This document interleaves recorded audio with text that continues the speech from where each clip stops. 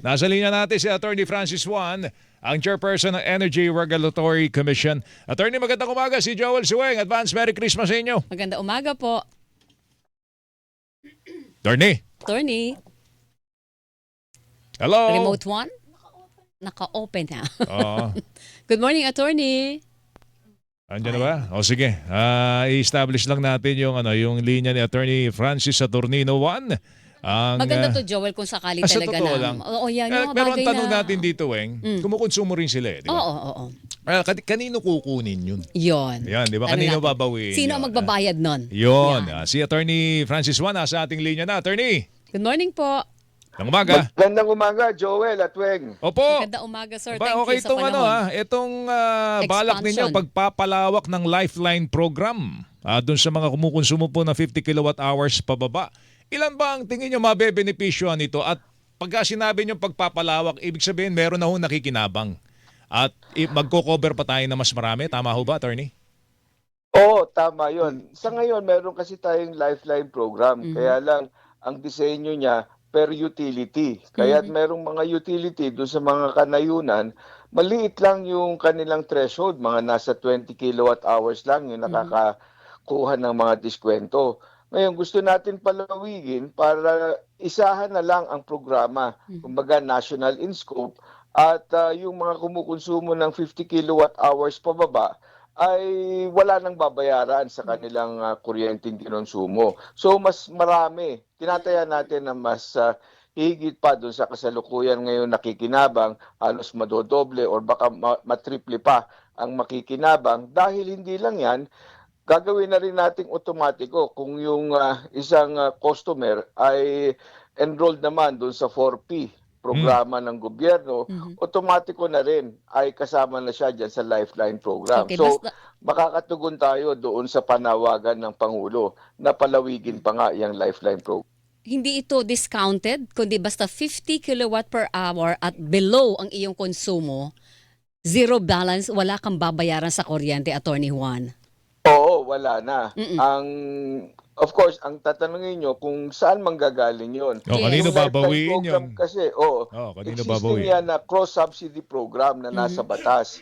Ibig sabihin, yung mga mas may kaya ang sumasagot niyan. Oh. Kaya meron tayo doon sa ating bill ngayon na Lifeline Subsidy Charge. Dito kinukuha yung pangtusto sa Lifeline program. Sa pagsisimula ng programang ipatutupad natin ng National in Scope, mga 1 sentimo lang naman yung tinitingnan natin na kakailanganin upang matugunan lahat yung makaka-avail ng diskwento. 1 sentimo lang bawat customer. Bawat kilowatt hour na Bawat kinukonsumo natin na hindi sakop ng Lifeline program. So, ibig sabihin, halimbawa ako, kumukonsumo ako ng 200 kilowatt hour kada buwan. Magkano ang dagdag kay Weng 1 nun? sentimo sa bawat isa doon sa 200. So 200 pesos bang madadagdag sa akin? Hindi 200. Paano po? Kung 200 Sentimo yan, pala ito, hindi Oo, peso. sentimo. Sentimo. ito. Okay. So, wala pang 20 pesos. 20 pesos. 20 pesos Oo. sa Pero siguro, madadagdag. paano kung sabihin po ng mga ibang customers na hindi ko konsumo yan eh, bakit sa akin ipapakarga? Parang yung idea din po ay yung konsepto ng systems loss. Bakit sa akin ikakarga? Failure yun ng nag-ooperate o nagge-generate ng kuryente o nagdi-distribute ng kuryente. Paano yan, Attorney Juan? Ito kasi yung bago tayo nagkaroon ng IPIRA, mayroon talaga sa ating mga taripa na embedded na cross-subsidization. Kaya lang, tinanggal ito sa IPIRA dahil ang gusto nga ay ma-reflect ang true cost.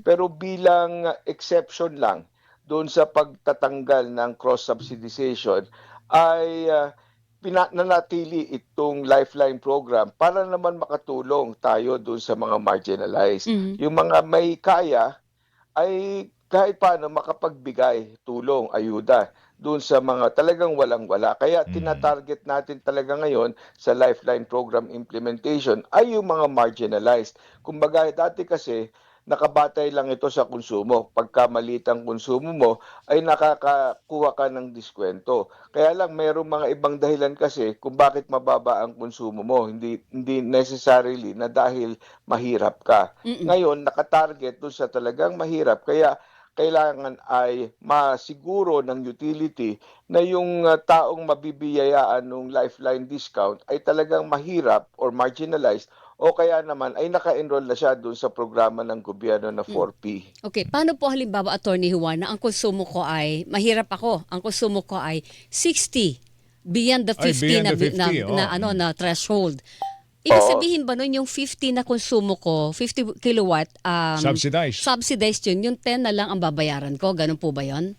Ay, hindi. Oo, Kasi yan. ibig sabihin nito, dahil nakakakonsumo ka ng 60, Mm-mm. hindi ka Hindi ka mahirap. mapapabilang Hindi doon ka sa mahirap. talagang Oo, mahirap. yan, Oo. So hindi ka na pwedeng, automatically mawawala ka doon sa listahan ng zero balance ka o zero billing ka sa kuryente. Oo, tama Yun, yun. malinaw. Oo, kasi kasi baka baka- sabihin yung 50 ko libre, 10 lang ang babayaran kong kilowatt. Baka Hindi, naka-rep ka na oo. nun, di ba? O, diba? Pagka lumampas ka ng Oo, 60, naka-aircon ka pa. Naka-aircon ka Oo. pa. Oo, Or, talagang di ba? Oo.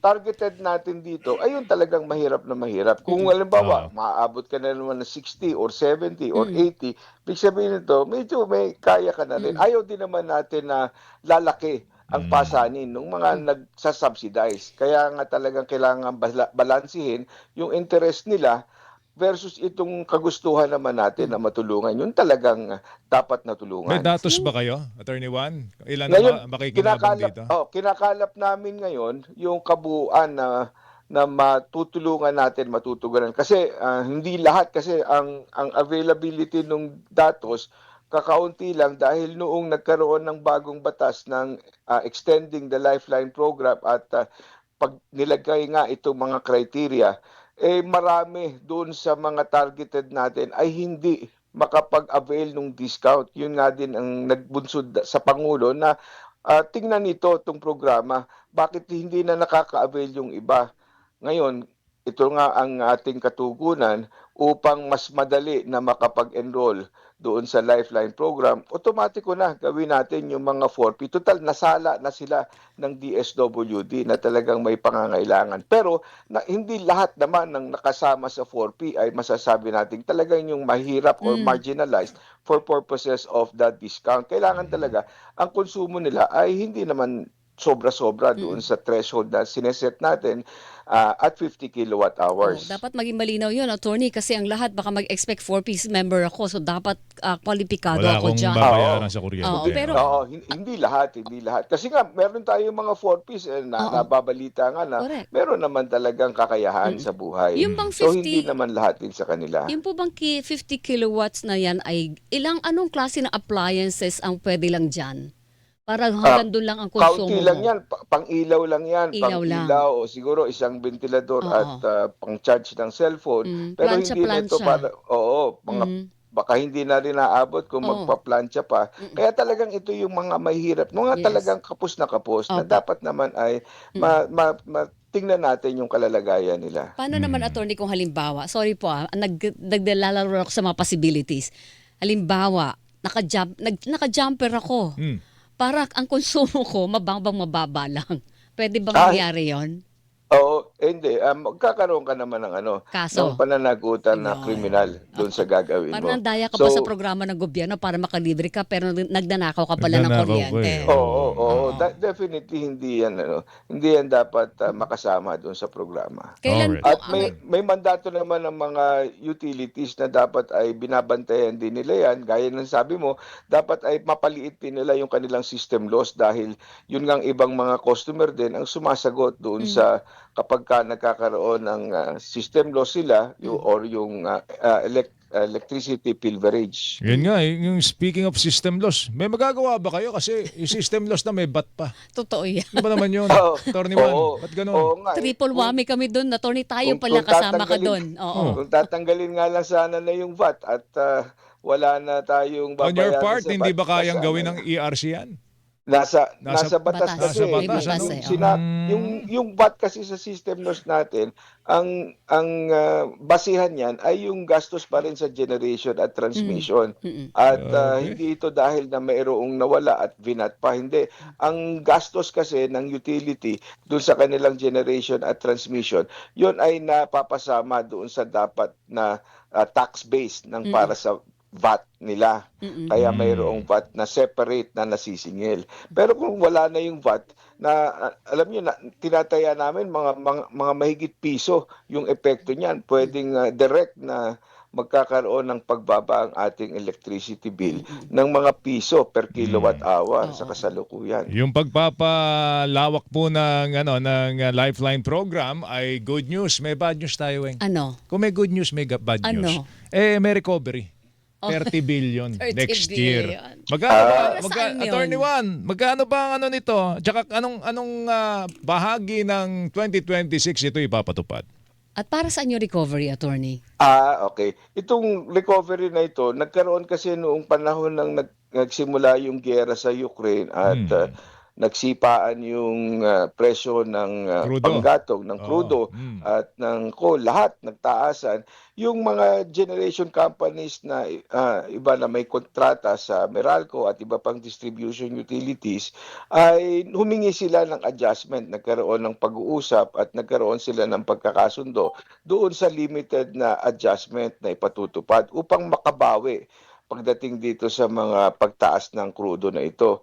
Subalit, hindi ito una pinayagan ng ERC pero pumanik yung mga generation companies kasama yung utility sa Court of Appeals hanggang sa Supreme Court. Nanalo sila. At ngayon ay iniimplementa lang ng ERC yung kautusan ng mas nakatataas na hukuman.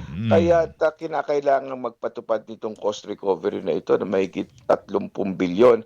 Ang kontrolado namin ngayon ay kung gaano kahaba ipasisingil ito. Dahil mas mahaba ang paniningil, mas mababa ang magiging rate impact niya. So kahit paano may mitigation or matetemper Hindi siya natin. biglaan, paunti-unti. Oo, Paunti-unti, mahirap. attorney. Mahirap pagka biglaan, talagang sobrang magsisipaan ang singil natin. So, yun ang pinag-aaralan ngayon ng komisyon kung paanong hindi naman masyadong maging malaki o masakit sa bulsa yung pag-recover na yan. Sige, abangan namin yung development sa bagay na yan. But in the meantime, advance Merry Christmas to you, Attorney Juan. Good luck, Salamat. sir. Thank you. Oo, Good morning. maraming salamat at advance Merry Christmas sa inyo at sa lahat ng nakikinig.